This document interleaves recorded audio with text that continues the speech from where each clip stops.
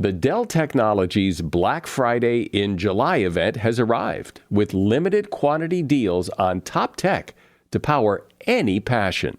Save on select XPS PCs and more powered by the latest Intel Core processors. Plus, get savings on select monitors and accessories, free shipping, and monthly payment options with Dell Preferred Account. Save today by calling 877-ASK-DELL. That's 877-ASK-DELL. Offered to U.S. residents by Web Bank, who determine qualifications for and terms of credit. Today on Something You Should Know, why you shouldn't send checks in the mail anymore. Then, weird stories about amazing people like Ronald Reagan, Nobel Prize winners, even Ringo from the Beatles. His grandmother performed multiple exorcisms on him because she believed that the devil was inside of him because he was left-handed, and she needed him to not be left-handed anymore. That's what gave the Beatles their beat, and that's all down to the Voodoo Queen of Liverpool, who gave exorcisms to expel the devil. Also, what you didn't know about Trader Joe's, and what we can learn from top-performing athletes, like performing well under pressure. Athletes are far more vulnerable to pressure than we realize. What the best ones are able to do is learn to mitigate stress to the point that their ordinary everyday performance is what's coming forward. It's not rising to the moment, it's simply not deteriorating under the pressure. All this today on Something You Should Know. If you are a business owner or a manager, it's always critical to keep your eye on the ball. And I speak from experience here. Keeping your eye on the ball means to have all the information, all the numbers, all the data for your business right at your fingertips. And NetSuite gives you the visibility and control you need to make better decisions faster. And for the first time in NetSuite's 25-year history as the #1 cloud financial system, you can now defer payments of a full NetSuite implementation for 6 months. That's no payment, no interest for 6 months. And you can take advantage of this special financing offer today. NetSuite is #1 because they give your business everything you need in real time, all in one place to help you reduce manual processes, boost efficiency, build accurate forecasts, and increase productivity across every department. And without that, I'm telling you, you're flying blind. More than 36,000 companies have already upgraded to NetSuite, gaining visibility and control over their financials, inventory, HR, e-commerce, and more. If you've been sizing NetSuite up to make the switch, then you know this deal is unprecedented. No interest, no payments. Take advantage of this special financing offer at netsuite.com/SYSK. netsuite.com/SYSK to get the visibility and control you need to weather any storm. netsuite.com/SYSK. Something you should know. Fascinating intel, the world's top experts, and practical advice you can use in your life. Today, Something You Should Know with Mike Carruthers. Hi, welcome. I don't know if you remember this or not. It wasn't all that long ago, but I remember that a lot of people were afraid of online banking, didn't want to pay for things online because what if their information got stolen? What if someone got a hold of your credit card number? The whole idea of online transactions seemed very risky. It was much better to just put a check in the mail rather than pay online. Well, that advice has now been flipped on its head. Today, putting a check in the mail is a risky proposition, and postal authorities and banks are suggesting you stop putting checks in the mail because bad guys are stealing them. The U.S. Postal Inspection Service reported roughly 300,000 complaints of mail theft in 2021, which was more than double the prior year. And how are they stealing the mail? Well, mail carriers are actually being robbed, mailboxes are being broken into, and the criminals are targeting envelopes that look like they have checks in them. And then what they do is something called check washing, where a criminal steals a check, then proceeds to change the payee's name and the check amount. And it gets even more sophisticated than that. But the point is that today, a lot of businesses are accepting only electronic payments, and that may be for the best. If you do have to mail a check, The advice is to at least use a secure mail drop, such as inside the post office, but not a mailbox. And that is something you should know. There are a lot of weird things in the world. I guess you know that. And some of them are really fascinating, mind-boggling, hard to imagine. And many of them you may not know about or have heard of. But you're about to. So settle in here and listen to Dan Schreiber. Dan is an author and podcaster. He hosts a podcast called No Such Thing as a Fish. His latest book is called The Theory of Everything Else, A Voyage into the World of Weird. Hey, Dan, welcome to Something You Should Know. Hey, thanks for having me, Mike. So before we learn a little more about you and why you're into weird things, I want to jump into one good weird thing here, and this one is about the Los Angeles Dodgers baseball team. And I live in Southern California, and I bet even a lot of diehard Dodger fans haven't heard this before, so likely neither have many other people. So tell that story. Yeah, this is an amazing story, which we only really kind of found out about because the owners of the Dodgers went through a very messy divorce. And as part of the papers showing the financial side of what was going on with the Dodgers were brought into court, it got revealed this thing, which is that for 5 years from 2010, the Dodgers baseball team was basically paying a Russian scientist to beam positive thoughts at the players during matches from 3,000 miles away to improve their game. But he couldn't improve it by a huge amount. He could only promise a sort of increase of about 10 to 15% in extra abilities of the players on the team. But he was on the payroll, and he just used to sit there in his flat somewhere in America, because he emigrated to America, just watching the TV and just focusing really hard. And he was on there was a salary. The Dodgers did start kind of getting better when this was happening. But in the UK, there's one of the most extraordinary stories that ever happened where a team was at the bottom of the Premier League table, and the chances of them winning was something like 15,000 to 1 if you were placing any bets on them. And they managed to win the top spot of the Premier League that year. And it was largely down to, obviously, an amazing team. But in the background, the owner, who was a Thai billionaire, he had hired a bunch of monks to come in, and every match, or at least every home match that they could manage, they would come in and bless the grounds. They would be hitting all the players on the legs with these sort of prayer sticks that had ointment on them. They were out while the game was going on. They were sitting in a specially made room that had all sorts of proper religious iconography inside, and they sat and they hummed and prayed and chanted the whole match through. And so, a lot of people said, well, it was the monks that helped Leicester win the football season that year. So it's not just the Dodgers. There's all sorts of different teams that are doing this. Great. So let me now ask you, how you got into this, why you know so much about weird things.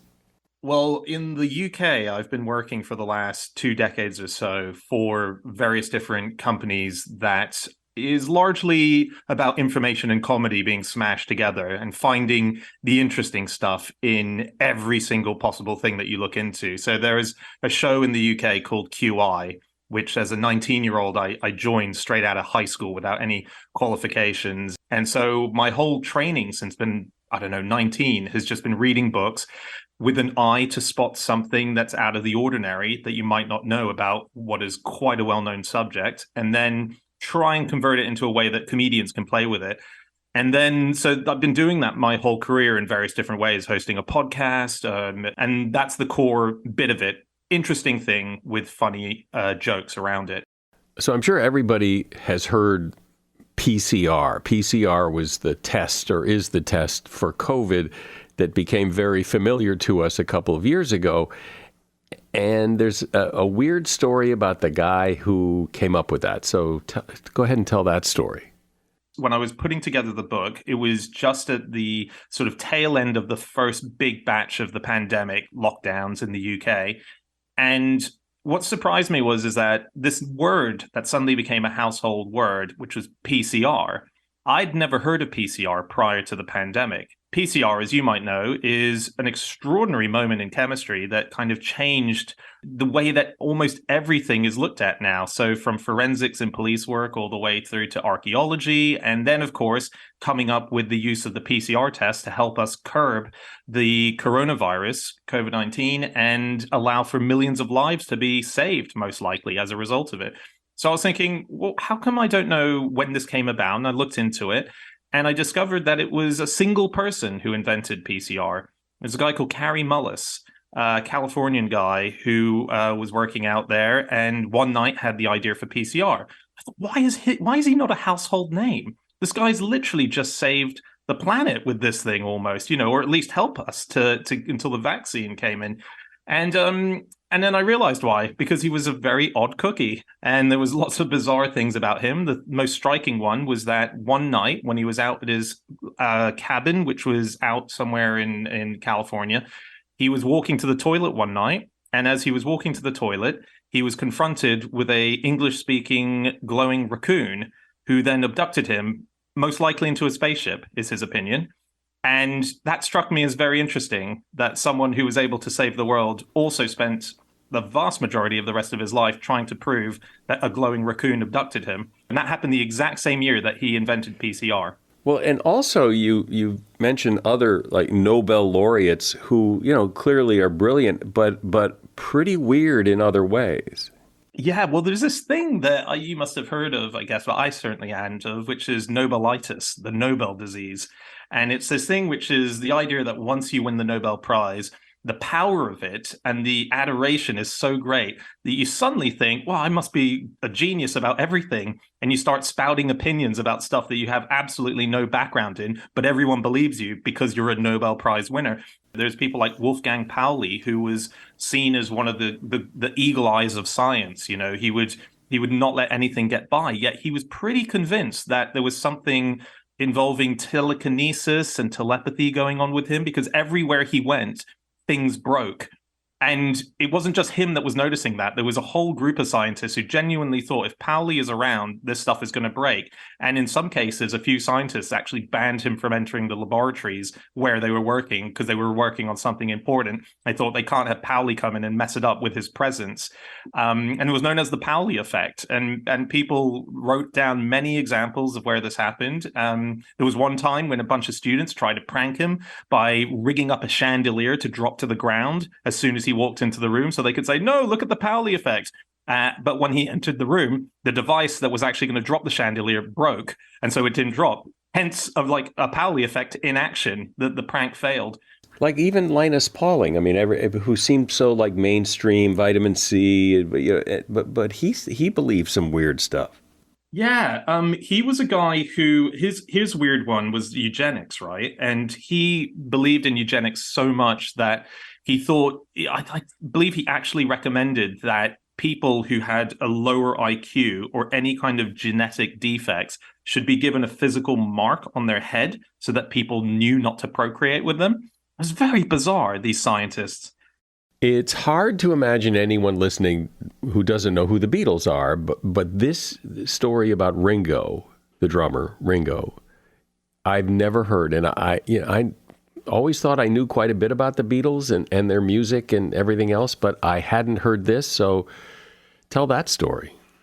Ringo, he was inducted into the Hall of Fame a few years ago, and there was multiple amazing drummers that were up on the screen talking about what an incredible drummer he is. And there's always been this joke that he wasn't even the best drummer in the Beatles. But the fact is that Ringo is up there as one of the greatest drummers ever, specifically, I guess, for pop music and rock music.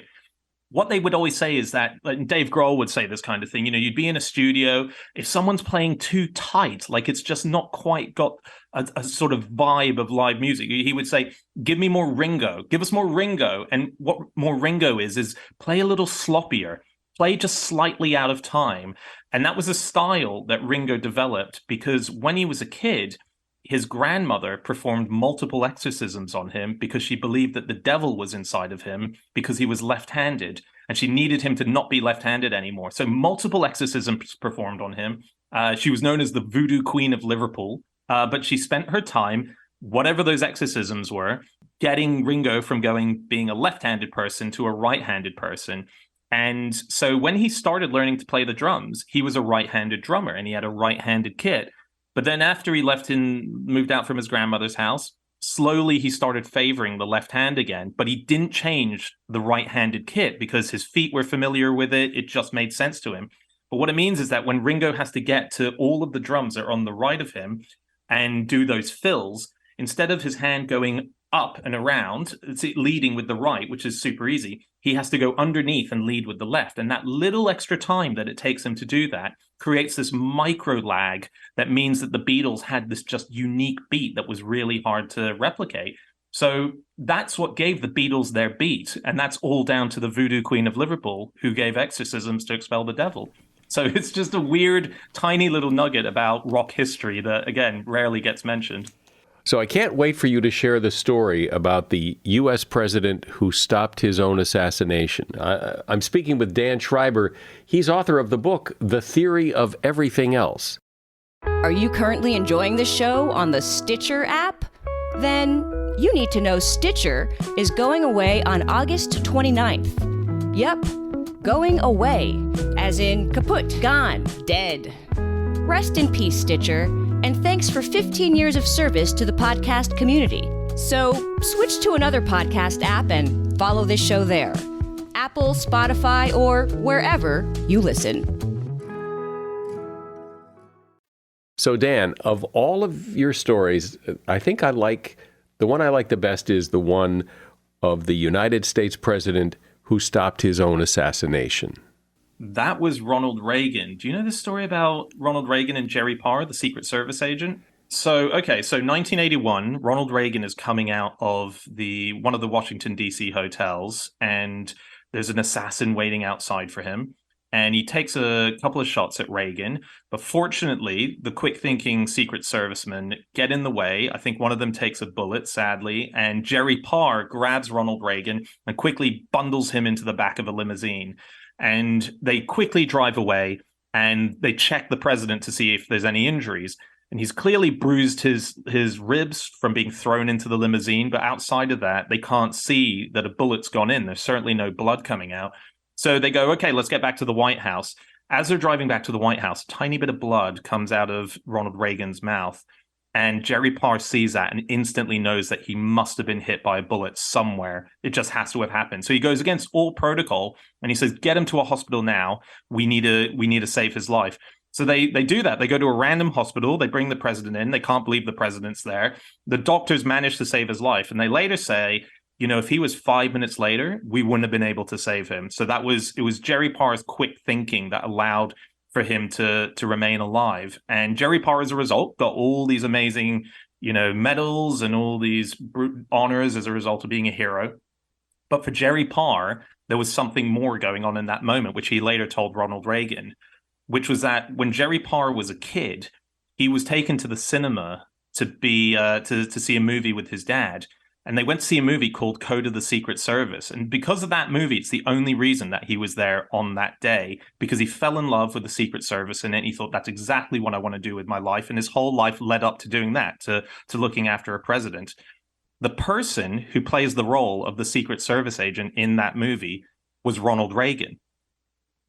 So it's a full circle story. Ronald Reagan basically saved his own life. He inspired him to become a Secret Service agent, and then years later, he ends up saving his life as one. I just find that a really awesome story. So I thought this was weird. Maybe some people know about this, but I certainly didn't. And that has to do with the Savannah Airport and runway 10 at the Savannah Airport that has graves in it. So explain that. During one of the wars, they were needing to expand the size of the airfield and have more runways. But there was a graveyard that was attached to a farm and a family there that was sitting on the spot. And so they had to pay them to move it. And they said, we'll dig up every grave and we'll put them into a new cemetery and we'll make sure it's all done respectfully. But one thing that they couldn't do was agree on the 4 people who ran the place, the 2 owners, and then I think the cousin and a brother. And so they're still there. The graves of them are literally in the runway. And as you're taxiing down the runway, if you look out the window on one of those runways, you're going to see the 2 headstones that are laying flat that you then go over on as you're flying off to wherever you're going. So there's other people have, claimed that they've seen ghosts and so on. And I interviewed a pilot who said she thinks that was a rumor that was made up as a joke by someone, but that, you can ask for the haunted graveyard runway if you're taxiing out as a pilot there. So you write in the book about a guy named John Lilly. John Lilly, he kind of became eventually part of the big psychedelic movement. He invented those tanks that you go into and you lay in and you flotation tanks. He's the inventor of that. But his big project was trying to communicate with dolphins. And at one point, he was partly funded by NASA to teach dolphins to speak. And this was his mission with the funding, to teach dolphins to speak English so fluently that they would be given a chair at the United Nations so that they could speak on behalf of all marine mammals. And he set up this house, which was along the ocean. It was half flooded. And he would have the dining room so that the table was flooded up to the knee if you were sitting down in a chair. And so you would eat your dinner with the dolphins, but then they would have their room to sleep in. You'd have your room to sleep in. And his work was so looked on as an interesting development of communication between human and animal that at the very founding meeting of SETI, the Search for Extraterrestrial Intelligence, where Frank Drake was and Carl Sagan was and so on, other amazing scientists, he was also there and gave the opening lecture on how we might be able to find aliens. Because if there was another intelligence that's evolved on our planet, they thought it's the dolphin. And so if we can communicate with that, we'll be able to communicate somehow with the aliens. It might give us an insight. So I just love that this guy who ultimately failed, and there was a lot of controversy. Again, a lot of these people eventually court a lot of controversy in their lives. But the very, very first meeting of SETI was with the man who believed that he was going to create cars that dolphins could be driving themselves in the street. A topic that I remember years ago was kind of a hot topic. People were talking about it, about backmasking, about how, when you play a record backwards, there's satanic messages in it. And you write about that and explain why you write about that. This is the story of how in 1994, the Beatles got back together to do 2 songs as a threesome. John has passed away by 15 years or 14 years at this point. And they get a demo from Yoko Ono, and it's called Free as a Bird. And the 3 of them, for the anthology project, which is telling their life story, get together and they re-record over John Lennon's demo with him singing this new track. And when they're in the studio, Paul the entire time is saying, I feel like John is here. I can feel his energy, and I feel like he's going to make himself known somehow. And they're all thinking, that's not going to happen, Paul. And so they go on recording. He makes a few points at certain times going, look, it's John. And everyone thinks it's not. And so they just do the whole song. And at the end of the song, there's a bit on Free as a Bird that you can hear if you go on places like Spotify and listen to it, where they decided at the end of the song to do some backmasking onto the track. And the Beatles were very famous for backmasking. It's the idea of taking a bit of vocal, spoken word, flipping it backwards and laying it down onto a track so that you hear it backwards when it's played, when a song's played normally. And fans of vinyl back then used to love going and playing songs backwards to see any hidden messages. So the Beatles were famous for that, were accused of demonic influence for doing it. And in 1994, they thought, let's do that again as a nice little nugget and little Easter egg for the fans. Let's do some backmasking. So they say to the engineer, is there any bit of John just talking randomly on any of these demos? And he says, yeah. And he finds this bit, and it's a phrase that says, turned out nice again. So they think that's great. And it's actually really nicely apt, because at the end, there's ukulele playing. And one of the most famous people for ukulele in the UK was George Formby. And his phrase was turned out nice again, which it just so happens is what John is saying on the on that little audio extract. So it was perfect. So they flip it backwards, they put it on, and they play the song out. While they're mastering the song, one of the engineers says, Did you guys just hear that? And he said, what? And he said, listen to that again, the backwards mumblings of John Lennon. And this is what is impossible. When you play this song, I highly encourage everyone listening to do this as soon as you finish this show. When you listen to the backward words of John Lennon, which should absolutely be nothing but mumbles, you can hear him say the words made by John Lennon. He says his own name in the backward words of a thing that it's impossible. It's absolutely impossible. And Paul said, there you go. He's done it. He's come through. He's shown us that he's here. He's here on the song. I mean, it's really there when you listen to it. And it has to be impossible. I can't work out how the probability of that is possible. I've said possible a lot, but yeah, it's weird. You talk about the first mission to find the Titanic, and lately Titanic has been in the news because those people died. But the first mission to find Titanic was, well, you tell it. The very first ever scientific expedition to go and find the Titanic was led by a billionaire called Jack Grimm. But he had the top scientists and oceanographers on the boat to go and look for the Titanic. And the hour before they set off, he almost ruined the entire thing because he said to the top scientists who were there, by the way, there's one more crew member that's joining us on this trip. And then he introduced them to the latest member of the crew, which was a monkey who had been trained to psychically point out where the Titanic was going to be on a map. And that's what they were going to follow to find the Titanic. And so they all said, are you nuts? We're not going on an expedition and ruining our reputations by being led by literally a monkey pointing at a map. It's either us or the monkey. And he picked the monkey. He was fortunately talked out of the monkey right at the last second, and the scientist did go. But if he had his way, the first expedition would have been with just a monkey pointing at a map.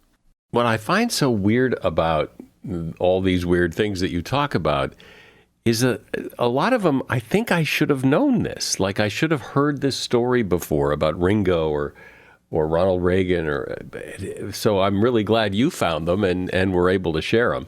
I've been speaking with Dan Schreiber. He is an author and a podcaster. His podcast is called No Such Thing as a Fish, and I'll put a link to that podcast in the show notes. And his latest book is called The Theory of Everything Else, A Voyage into the World of the Weird. And there's a link to that book in the show notes as well. Thanks, Dan. Appreciate you coming on. Thanks so much, Mike. That was so much fun. When you look at great athletes who are at the top of their game in any sport, football, basketball, baseball, tennis, it can be a real pleasure to watch. But what you often don't think about is how'd they get there? How did they become so great at what they do? And is there something to learn from them and use in our own lives to become better at what we choose to do? Well, the answer is a resounding yes, according to Sally Jenkins. Sally has been a columnist and feature writer for the Washington Post for more than 20 years. She was a finalist for the Pulitzer Prize in 2020. In 2021, she was named the winner of the Associated Press Red Smith Award for outstanding contributions to sports journalism. Sally is also the author of 12 books, her most recent being The Right Call, What Sport Teaches Us About Work and Life. Hi, Sally. Welcome to Something You Should Know. Thank you for having me. So in our culture, there's a lot of admiration for top athletes. But what is it that you think athletes and sports can teach us about life, our own life? Athletes have a lot to teach us about performance under pressure and that we understudy and underuse them. Most of us who work from the neck up sitting at desks struggle to make the connection between what they do and what we do. Look, a Michael Phelps or a Peyton Manning have a lot to teach you about how to perform under pressure in your own life. So make that connection for me, because it's not always easy to see how I can learn something from someone who's just a superstar at a sport, how that impacts, how that could be used in my life. There's a truly deep intelligence going on in a great athlete who's performing under pressure. But the thing that people need to realize is that deep intelligence is earned and it's learned. It's not natural born talent. We make the mistake so often of mistaking the ease that a great athlete performs with as something that's natural born in them. And it's truly not. It's a method. It's a result of a great deal of dirty, tedious practice and real method and real discipline. And I think the more we learn to unpack what's in that performance, the more we can export some of the things that those people do into our own lives and our own endeavors. So let's unpack it and let's talk about how that works, because I think, as you just said, we look at some athletes and we think, it's just a gift. It looks so simple and so easy to them that has no application in my life. So what is it, and how do you take that, what you see in sports, and apply it to life? Well, one of the things that you can take away from athletes is the value of physical conditioning when it comes to executive function and judgment. There's a mountain of neuroscience that shows that people who are sitting at desks are actually working really, really hard. Decisional fatigue is huge, but that's related to physical fatigue. A grandmaster chess player might burn 6,000 calories in a day of chess play. So now marry that to your own life and understand that when you're trying to make critical decisions, your body is actually having a lot to say about your judgment. So that surprises me that a chess player could burn 6,000 calories playing chess, because it doesn't seem like that's a very strenuous sport. It's fascinating, isn't it? So I'll give you a couple of examples. Magnus Carlsen, who's really the regnant chess player in the world these days, they have Fitbits these days in chess. So there's a game within a game of putting Fitbits and other sorts of, physical tools onto chess players to see what's going on in their body physiologically while they're thinking. And Magnus Carlsen, his heart rate can get up to 130 beats per minute when he's trying to make a decision at the chessboard under pressure. A chess player named Mikhail Antipov measured in one tournament, he lost 560 calories in 2 hours of hard thinking. So these are the types of things we're talking about. It's that the stress is on your body when you're doing some really, really hard thought, and particularly stressful thought, can be, akin to running a marathon or some kind of really arduous physical undertaking. So this is my point, that athletes have a lot to show us if we would look at them as something more than entertainment. It's not an accident that NASA has begun to train astronauts very much like athletes. They've adopted very, very athletic training for people who are going to be in critical situations in deep space. So what does that mean, though, for the average person to condition? Because you're not going to do what LeBron James does every day. That's just unrealistic. Sure, but you can hydrate better. You can get your rest. You can listen to a guy like Dana Cavalea, the longtime performance coach for the New York Yankees, who actually now has a side business training executives and helping them understand what pressure is doing to your body and how to mitigate it. So pressure is not a state of mind. It has actual physical properties. And once you understand that, you can set out to sort of counter some of its effects on you that might be undermining your performance. That's a starting space. It's just understanding what's happening in your body when you are under pressure and under stress. Well, I'd like to explore that a little more, because everybody's been in the position of being under pressure, under stress, deadline, something's due, whatever. And it does feel like a state of mind that you're in that state of mind of being under pressure. So how do you counter that? So you feel it physically, right?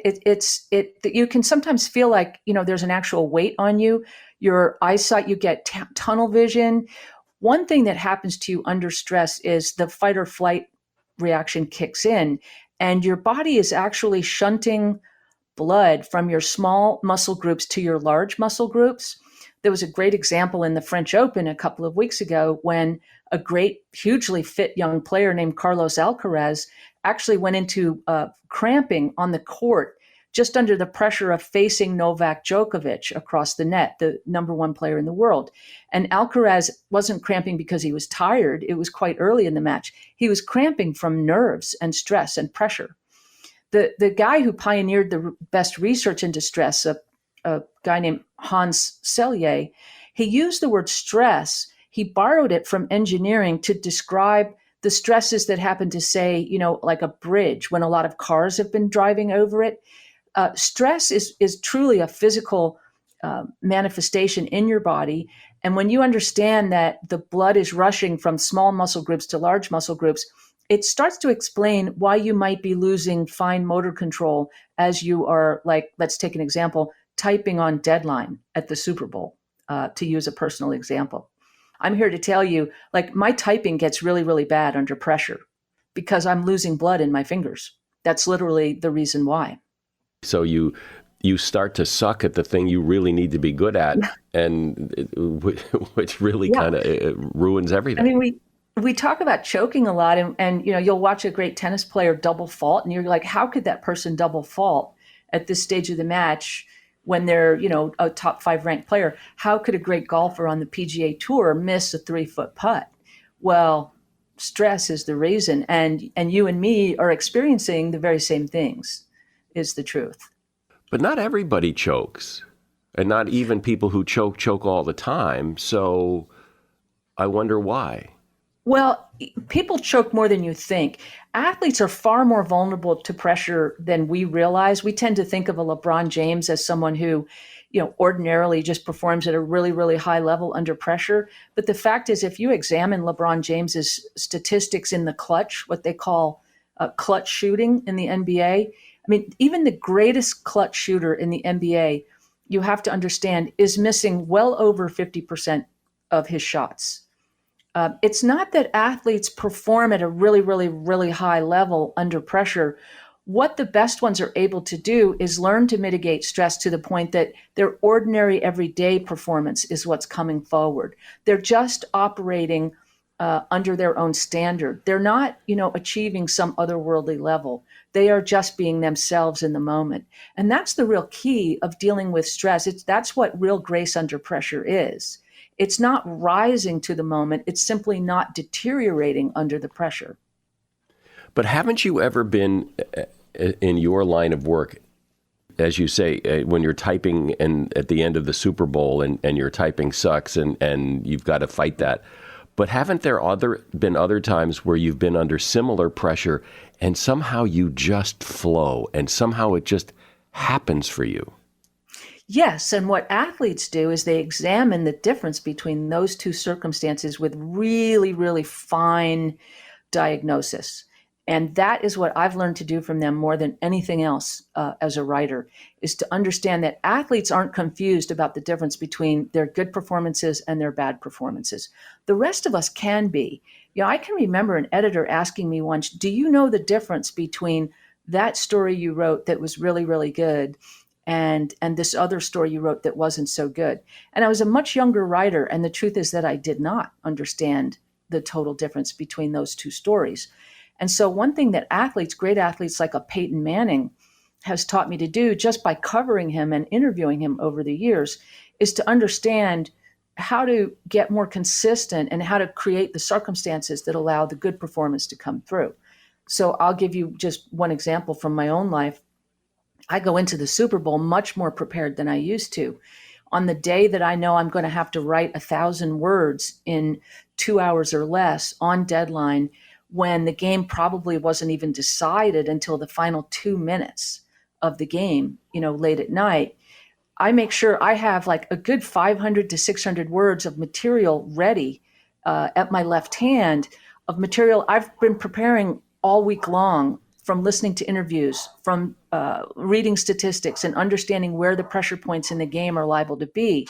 Because it's a lot easier to write 400 to 500 words under pressure than 1,000 words under pressure, right? So if you have some material ready to go and you've really done your homework, your flow, that flow performance that you're talking about, is much more likely to come forward.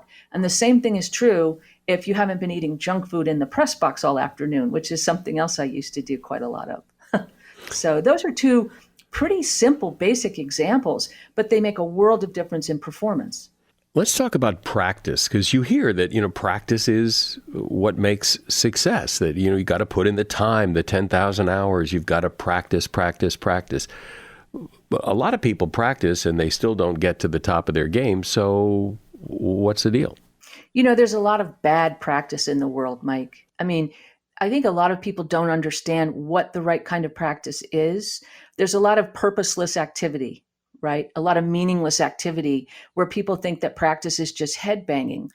Really good practice is what's known as deliberate practice, which is you diagnose a weakness and then you specifically work on measurable improvement at that weakness. And I'll give you one example, Peyton Manning, who I love to use just because he was a Hall of Famer and a Super Bowl winner. And he's also very, very self-aware with his explanations of how he was able to perform.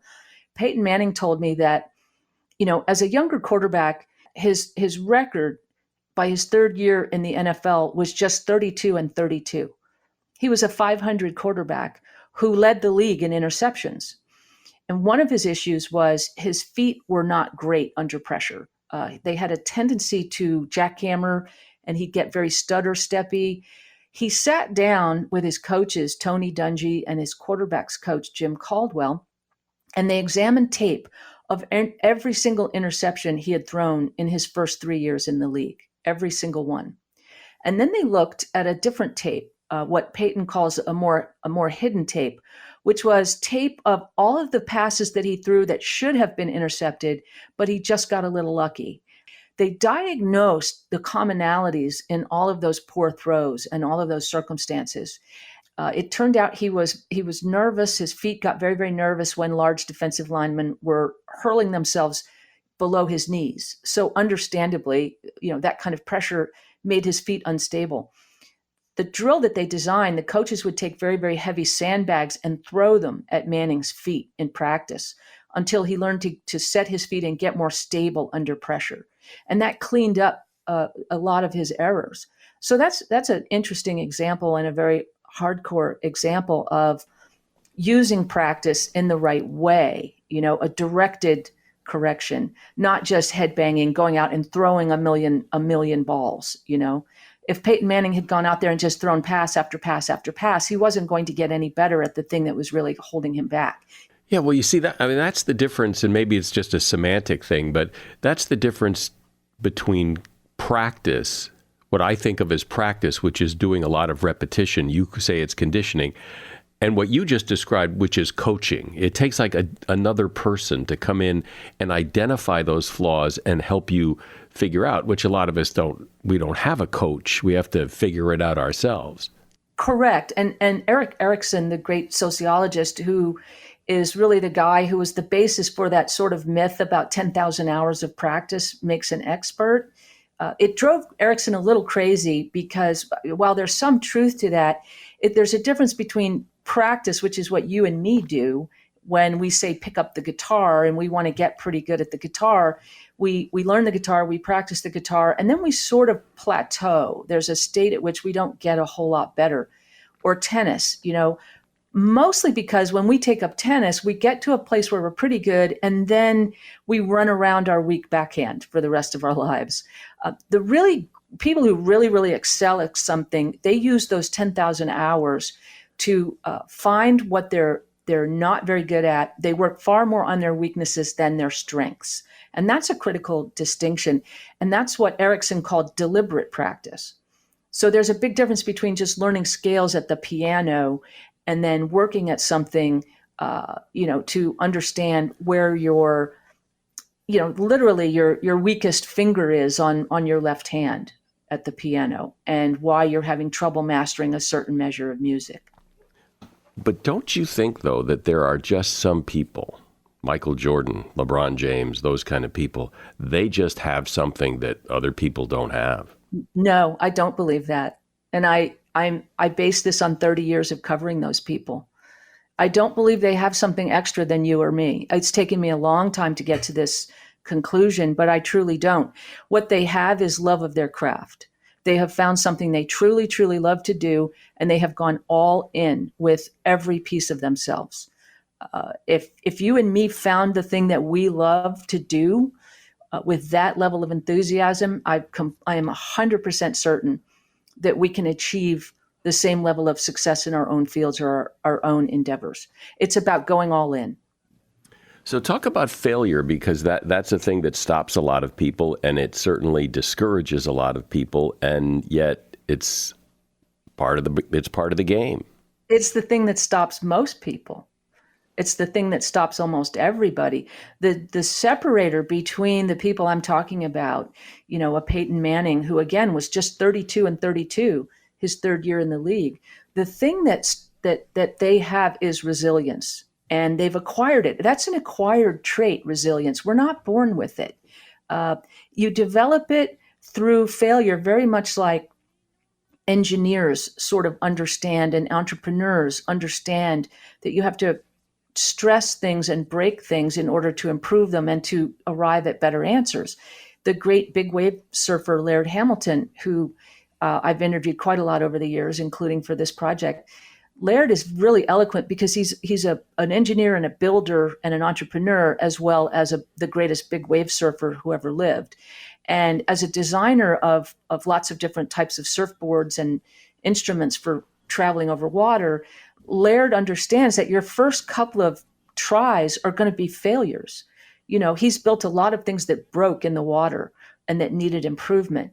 And he feels the same way about the human body and the human psyche in approaching big wave surfing. And so athletes are good failures. They're gracious losers. The great ones, you never hear them bitch about the officiating. You never hear them talk about, how they got screwed on the field or got a bad break. And those things do happen to them, but they don't focus on those aspects of the outcome. They focus on their own performance. And they're very, very resilient about unpacking the result, learning from it, and doing it a little bit better the next time. And one of my favorite stories is the story of the Kansas City Chiefs, who played probably the greatest football game, NFL game I ever saw in person against the New England Patriots and Tom Brady a few years ago. And they had the Patriots and Brady on the ropes in the final 2 minutes of the game when they intercepted Tom Brady. And the interception was called back by an offsides penalty, a flag. A guy had lined up 4 inches offsides.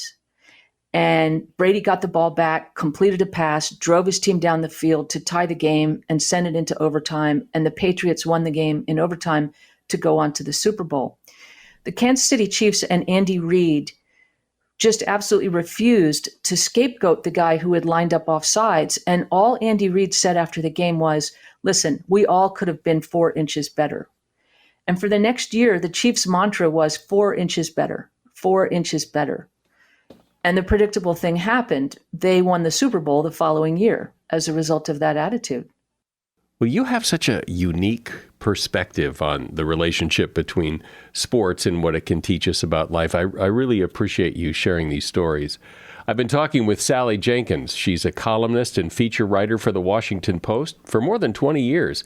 The name of her book is The Right Call: What Sport Teaches Us About Work and Life. And there's a link to that book in the show notes. Thank you, Sally. Thank you, Mike.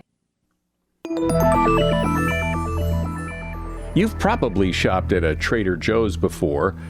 After all, there are over 400 stores in 42 states. And while there, you may have noticed that the people who work there are particularly friendly and happy to help.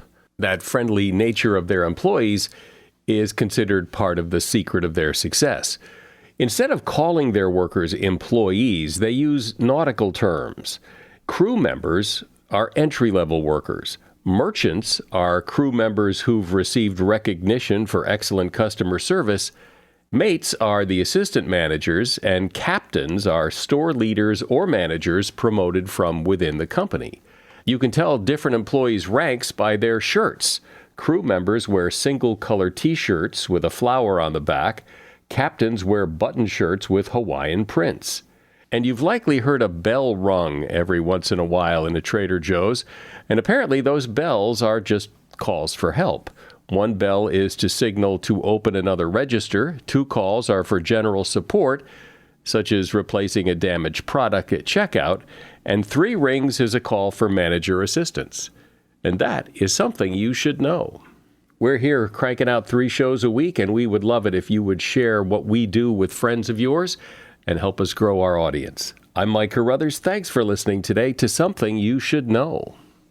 Welcome to Talkville, the ultimate Smallville rewatch podcast. Look, we have a lot of fans. We have a lot of people that watch the show. We have a lot of people that still watch Smallville. They show up to the cons. They're glorious. They're awesome. They're just loyal is the word. I guess I'm proud of the show. So I'm like, come on, man. Smallville. Because now everybody's like Arrow and this. And these are all great shows. I'm not knocking the shows. I'm just saying, don't you remember us before the social media? I want to be a meme. Meme. Catch up with season 1 or start season 2 on YouTube or wherever you listen.